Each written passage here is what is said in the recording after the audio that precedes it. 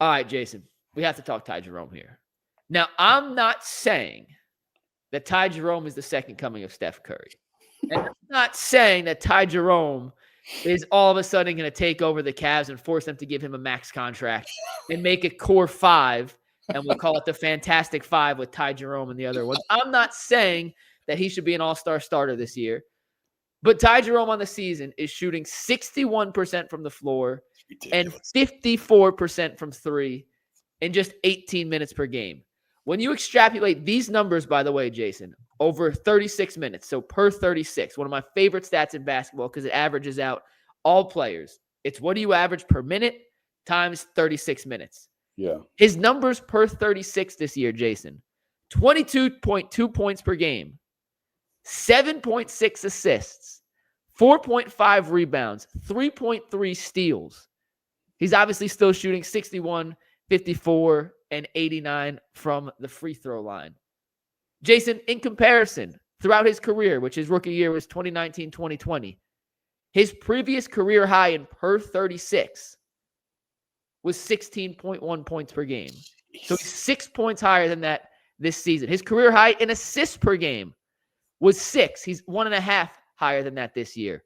His steals, which, by the way, Kenny Atkinson told us, to our faces, and Jason, you were in the press conference with me, I don't know where this defensive presence from Ty Jerome has come from. His career high in steals per 36 prior to this year was 1.6. He's at 3.3 this season. That would be second in the NBA among all qualified players in steals per 36 behind Dyson on the New Orleans Pelicans. When you look at some of these clips here, Jason, I'm not even going to break them down. Just watch Ty Jerome. He's a menace. His hands are everywhere. It's leading to open buckets left and right for himself, for his teammates. He is invigorated and energized the second unit. And because of the way he's playing on both ends of the court, and mainly on defense with little stuff like this, like, whoop, cookies, give me that. Anthony Black, you're a rookie. I'm a vet. That's too easy. Slow step, reverse. Ty freaking Jerome, are you kidding me? Are you kidding me? So the ability that the Cavs have and Kenny Atkinson, the luxury they have with a guy like Ty Jerome, who has been playing at, and I'm not exaggerating, at an all-star level right now, has made giving Donovan and Darius the necessary minutes off to not overtax them as they've played 12 games in 20 nights, the most in the NBA. It's allowed him to be versatile if someone's not on that night, to allow Ty to come in. Don't have to force it. We can make it work without him. I texted you this morning. He is the David Fry of the NBA. David Fry, through the first half of the season, had an OPS higher than Shohei Ohtani. We all knew that was going to come down eventually, and it did. But for a long stretch, Jason, he was the talk of the baseball world. Ty Jerome ain't going to shoot 10% better than Steph Curry from three all season, but right now he is. David Fry fizzled off, but then played a pivotal role in the playoffs at the biggest postseason home run that I've seen from a Cleveland Guardian yet. I'm not putting it past Ty Jerome to have some serious playoff impacts for this Cavaliers team. And because you mentioned him as a flip-it name, just a throwaway name to get on the luxury tax, I think Ty Jerome's taking that personally, Jason, and this is all a result of you saying he could be, keyword could, be the cap casualty if the Cavs need to get on the luxury tax. Now, in my defense, I said that after what, like the fifth game, sixth game? Like it was very, very early. And again, I'm not even going to get into it. I'm sure he's going to win the MVP now because I did that. It was clearly a flippant comment. It wasn't meant to be he's the one. But because you said it and put it in the ether, you knew this was going to happen. I mean, he's a career shooter. He's 43% career shooter, 36% career from three, which, I mean, that's decent. 36% is respectable from three by, but compared to this. But this is insane. And, I mean, there's not a big book out on him. He's got about 160 career games, I think, before this year, right around there. So 2 full seasons basically stretched out over a few years. Obviously, he had the injuries last year and, was a ghost. It's come out of nowhere. I think your David Fry comparison is spot on. I think that's really, really – I think it's really good. Is a guy you didn't really expect anything out of, you didn't really know anything out of, or you didn't really know what to expect from him. And then to watch him come in and do this, again, he's one of those guys, just enjoy it because I have no idea how long it's going to last. I don't think the Cavs expect it to last all year long. But, I mean, he's been a great story so far in the NBA. And I don't think a lot of people have even realized what he means to this team. I was talking to my editors today at The Athletic, and I was like, I think I might want to do something on, reintroducing the country to the Cavs. You probably haven't seen this team since LeBron left, so here. Like, here's some of the important things you need to know. And right now he's on that list. I have a great Ty Jerome nugget for you that I have to confirm. So when we hang up off this, I got to get one more person to confirm this, and then you can use it in your story.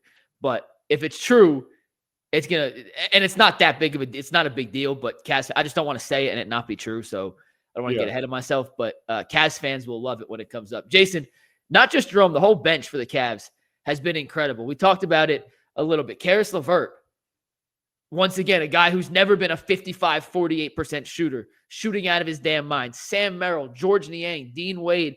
This doesn't even include Max Strus yet, who may be a starter, may be a bench guy when he comes back. Isaac Okoro playing out of his mind.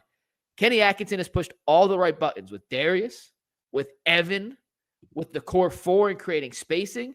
I think you can make the case the most impressive feat he's had all season is finding a way to turn a bench group that on paper before the year, it looked solid. It was okay, into arguably the most efficient offensive bench in all of basketball, Jason. They're top 7 in every offensive stat when it comes to total bench points, three-pointers made off the bench, assists. They're top 3 in three-point percentage off the bench. They're top 4 in three-point makes per game off the bench, assist-to-turnover ratio, points per game, steals per game. They get no blocks per game because they don't have a backup big man. It's the only stat on the bench list that they're not top couple in. It's incredible, and Kenny Atkinson is pushing all the right buttons to get the most out of his bench every single night. And the beauty of it, it's been a different rotation and a different guy. It's not the same 2 guys every time. It's a pick and choose your battle. Some nights Sam Merrill has it going, some nights he doesn't. Okoro, same thing. But they're getting 30 to 40 points a game from this bench, and Ty Jerome and Caris Levert have been arguably the 2 most consistent guys offensively all season.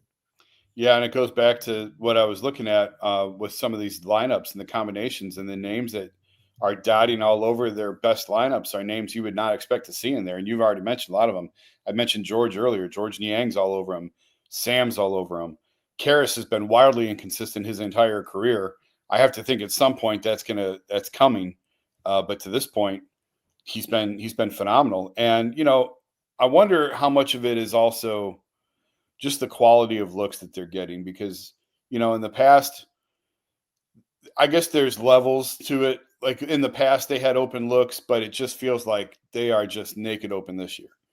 And I think it goes back to some of the movement, some of the ball movement. We talked about it on the show. Draymond pointed out the drive kick swing that the Warriors cook teams with. The Cavs are really good at that this year.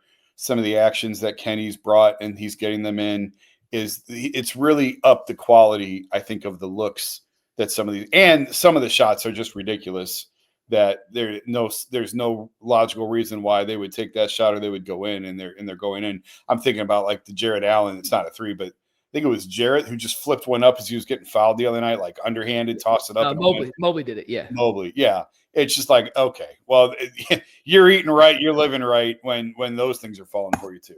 And I go back to a couple of these late game stretches where Ty Jerome's been on the court in their closing lineups, and he's taken some floaters that as it's going up, I'm yelling, no, what are you? Great shot. Let's go. You know what? When you're hot, you're hot. And as a team, they are hot right now. You take it. Yeah. Jerome shooting 61% from the floor. So I can't say anything's a bad shot for him right now because he's making 6 out of 10.